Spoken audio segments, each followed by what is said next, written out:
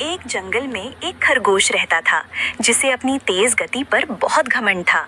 वो अक्सर जंगल के दूसरे जानवरों का मजाक उड़ाता, खासकर कछुए का, जो अपनी धीमी चाल के लिए जाना जाता था। एक दिन खरगोश ने कछुए को चुनौती दी, क्यों ना हम दोनों के बीच एक दौड़ हो जाए, देखते हैं कौन सबसे पहले उस बड़े पेड़ तक पहुंचता है। कछुआ, जो खरगोश के घमंड से तंग आ चुका था, ने चुनौती स्वीकार कर ली। दौड़ शुरू हुई। खरगोश तेजी से भागा और थोड़ी ही देर में कछुए से बहुत आगे निकल गया। उसने पीछे मुड़कर देखा और कछुए को बहुत दूर धीरे धीरे चलते हुए पाया। खरगोश ने सोचा, ये तो बहुत आसान है, कछुआ तो बहुत धीरे चल रहा है, क्यों ना मैं थोड़ी देर आराम कर लूं। ये सोचकर वो एक पेड़ के नीचे बैठ गया और जल्द ही उसे नींद आ गई। कछुआ धीरे धीरे लगातार चलता रहा, वह रुका नहीं और अपनी मंजिल की ओर बढ़ता रहा।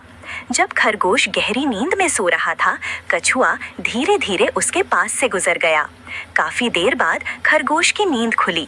उसने देखा कि सूरज काफी ऊपर चढ़ चुका है।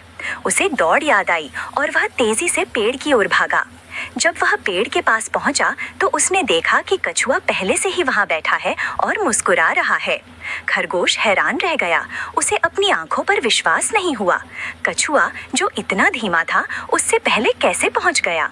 कछुए ने कहा, धीरे और लगातार चलने वाला हमेशा दौड़ जीतता है। खरगोश को अपनी गलती का एहसास हुआ। उसे समझ में आ गया कि घमंड करना और दूसरों को कम आंकना गलत है। उस दिन से खरगोश ने कभी भी अपनी गति का घमंड नहीं किया और सभी जानवरों का सम्मान करना सीखा। कहानी से सीख। इस कहानी से हमें ये सीख मिलती है कि हमें कभी भी घमंड नहीं करना चाहिए और लगातार प्रयास करते रहना चाहिए।